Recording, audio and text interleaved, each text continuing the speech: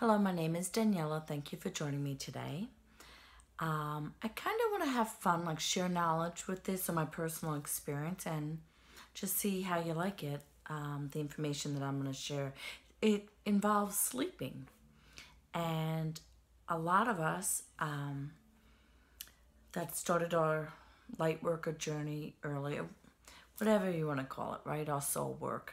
But we're more in tune. We are aware of our senses. And for me, I was born as far back as I can remember. So that's why I say I was born a medium, a healer, and a psychic. I just didn't realize what my gifts were. And I really believe that a lot of people have this. Now, whatever title you would like to put on us or on yourself, what okay, I'm the youngest of 7, and my mom would say that I am the only baby that she had that didn't sleep through the night. And I don't think it's because I was a difficult person. I just, I find it really incredibly interesting. My whole life, I've had issues with staying asleep. And many people, as we grow and evolve, they call it the ascension or awakening. They have a harder time to be able to fall asleep or stay asleep. And I was talking about this topic with my friend Jamie, my good friend Jamie, and he thought it would be an interesting topic to make a video on. So this really is for people that are in the ascension process, growing, expanding, and being in tune to the energy that is around you. And so that is definitely one of the symptoms of your spiritual awakening. It's also quite common for people to wake up like 3 o'clock in the morning, 4 o'clock in the morning, and not be able to fall back asleep 5 o'clock. And the thing is, because that's the world in your area is still at that time, right? And it's easier for your spiritual guides, your higher self, source, God energy to connect with you. Not for them to connect with you or that energy, but for you to listen. You're not so distracted by cell phones, TVs, life, family, children, right? So that being said, it's our quiet time. It's like, shh, it's a nice hush, right? Generally over the house. And does this apply to everyone? No, because some people work the night shift. So that being said, we do have a tendency to wake up, and great spiritual information is normally received during that time. But if you get into the meditation process, which I highly recommend for everyone, I get great information when I'm meditating from, again, higher self, God, creator, source, angels. It comes through, but you know the truth. You know the value in the information that you receive. Okay, so that's definitely the spiritual part, right? An oddity is that this happened again recently. It's been happening my whole life. People think it's really weird, but I was very excited to find out that my sister told me that she does the same thing. Our whole lives, I had no idea that she had the same issue, but she's also a light worker and she's a huge empath. Just really cool to be learning this about somebody that's been in my life from the beginning. So, and it's funny, I was born 2 days before her birthday, so I came home from the hospital somewhere around her birthday, and they told her I was her birthday present, so that's what she calls me. So I think it's really amazing that she has the same issues that I have, because we're both of a family of 7, and I'm just not aware if the others have the same problem. Anyway, I've recently gone sleepless for nights, and it's very hard for me to function after a while, to concentrate, to focus, and everything starts becoming a blur, and my brain is like, starts shutting down, and I can't comprehend. It gets so bad because there have been times this is really an extended process, and I can't understand what people are saying to me, and it just really is not a very pleasant experience for me. One of the things that I found that work, and this is where people think I'm goofy, well, one of the reasons, right? But again, I notice that I have to switch ends of the bed. If my head is facing that direction, and I stink with north, south, east, west. I'm trying to think. That's east. So, okay, lately my head's been facing east. But for me, I know that they say go north, south. I've done that too.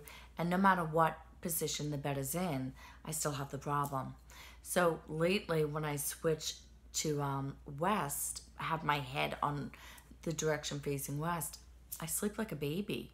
And I went from nights of not being able to fall asleep, not being able to stay asleep, where I was quite delirious.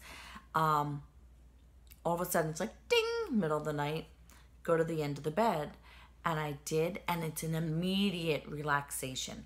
As soon as I switch my head to the opposite end of the bed, I immediately just feel like that beautiful calming energy, like yes, yes, sleep is falling upon me.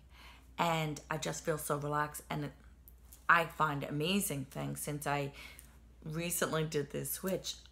I've slept like a baby since Sunday night. And that's saying a lot for me. And okay, people that have had head injury, like brain injury, stroke, car accidents. I personally, car accident knocked out my short-term memory, so I got to write everything down. It's challenging, but doable. So again, but a family member recently had a stroke, and when you have a stroke or brain injury like I did, your brain stops producing melatonin, which that's how, right?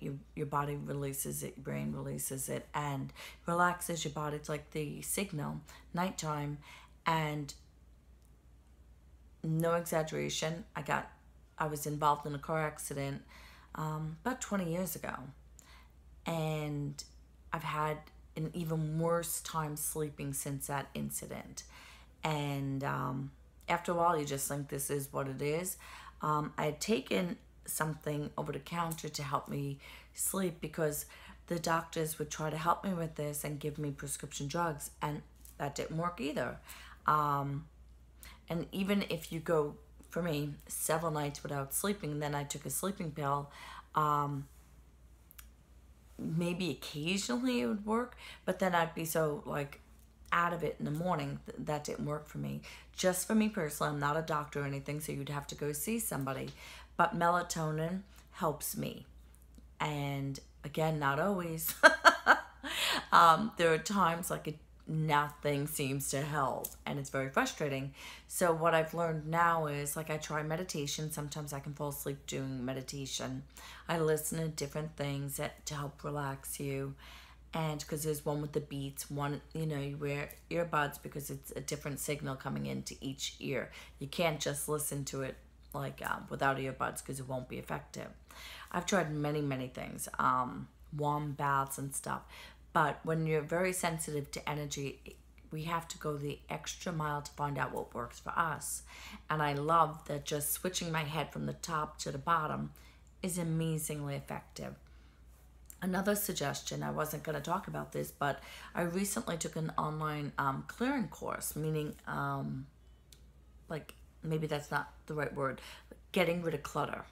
And when my room is messy, just files on the desk, files on where they shouldn't be, on my altar and stuff like that, just around the room, it's like I can't relax, I can't have peace. I really need a very clean environment, the opposite of clutter.